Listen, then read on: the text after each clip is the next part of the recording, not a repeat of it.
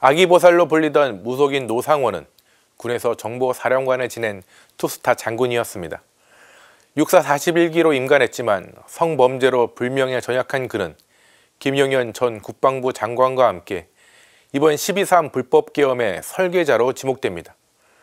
그래서 그가 어떤 생각을 했으며 누구를 만나고 무엇을 준비했는지 알아내는 일은 계엄의 넓이와 깊이를 밝히는 중요한 일입니다. 최근 경찰은 노 전 사령관의 점집에서 노 사령관이 계엄을 준비하며 작성한 수첩을 확보했습니다.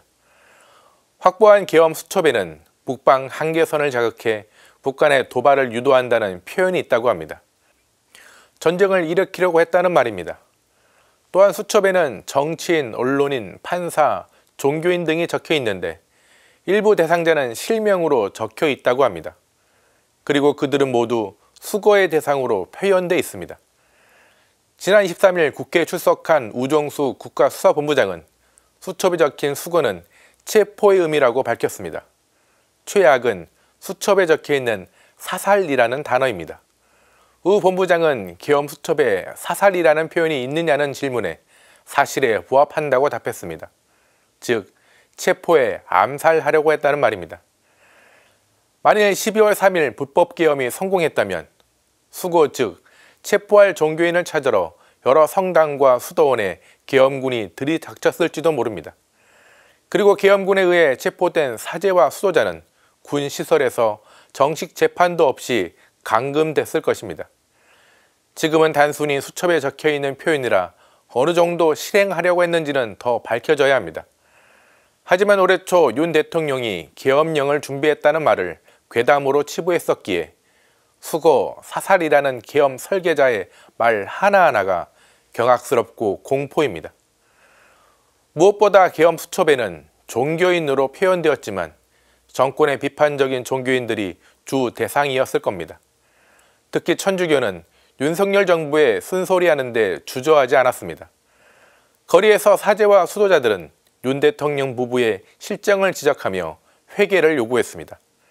강론을 통하여 이태원 사태 희생자의 실명을 밝히기도 했습니다.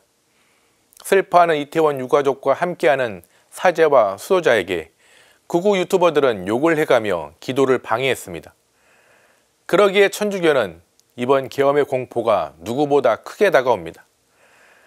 권력이 자신들에게 굽심거리지 않는 종교인을 제거하려는 시도는 언제나 있었습니다. 사제와 수도자만 아니라 교구장 주교도 권력자가 불편하면 잡아들였습니다. 1974년 육신 정권은 민청학년 사건 용의자들에게 자금을 지원했다는 혐의로 원주 교구장 지학손 주교를 구속했습니다. 1987년 전두환 정권에서 고문으로 죽은 박종철 사건을 알린 함세웅 신부는 수배자였습니다. 민주화의 성지 명동성당에 아무리 군사 정권이라도 함부로 들어오지 못했는데 이번 계엄은 종교인을 죽여서라도 입을 틀어 막으려고 했다면 충격입니다. 하루빨리 불법 계엄을 이끌었던 이들을 체포해야 합니다. 수사를 통해 계엄에 대한 실체적 진실을 밝혀야 합니다.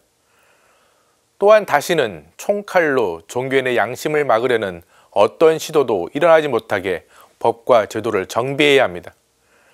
종교인의 입을 막으려 하면 할수록 종교인의 마음에는 양심과 진리에 따라 살겠다는 믿음과 의지만 굳세어진다는 점을 권력자들이 기억해야 합니다. 오늘 사제 눈 제목은 계엄군, 종교인 체포, 사살하려 했나입니다.